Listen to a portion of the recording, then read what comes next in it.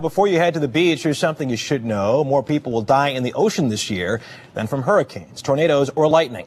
And the overwhelming majority of those deaths are preventable if you know how to survive a rip current. CBS News correspondent Sharon Alfonsi reports. He loved the beach from the time he was little. Was always drawn to the water. Dawn Scurlock is talking about her son Josh. He moved from their Midwest home last year to fulfill his dream of living by the Florida coast. I said, Joshua, please listen to me. Please, please respect the water. And he said, Mom, I'm a good swimmer. I said, honey, I know you're a good swimmer, but an Olympic swimmer can drown in the ocean. And we were just having the time of our life. Nick Rechtenwald was swimming with Josh last November before they were both caught in a dangerous rip current. I mean, it was pretty rough. I mean, and the whole thing was that it just felt like I just kept on going out instead of coming in. Rip currents are formed when water, wind, and beach conditions combine to create rapidly moving channels of water that flow away from the shoreline, typically through narrow passages in a sandbar.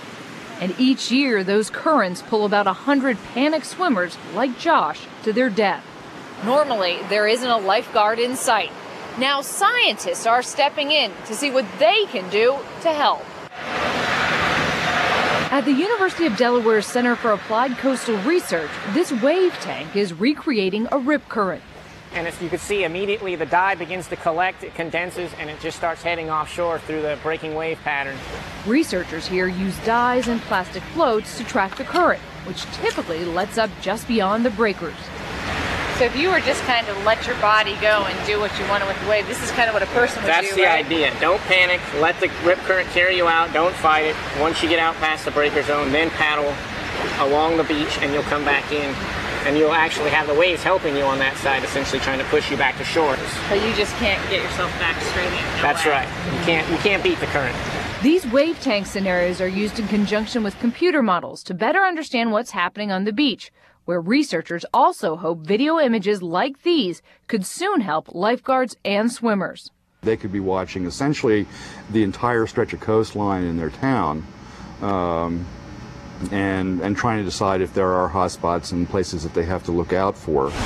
Posted signs now warn beachgoers how to avoid rip currents.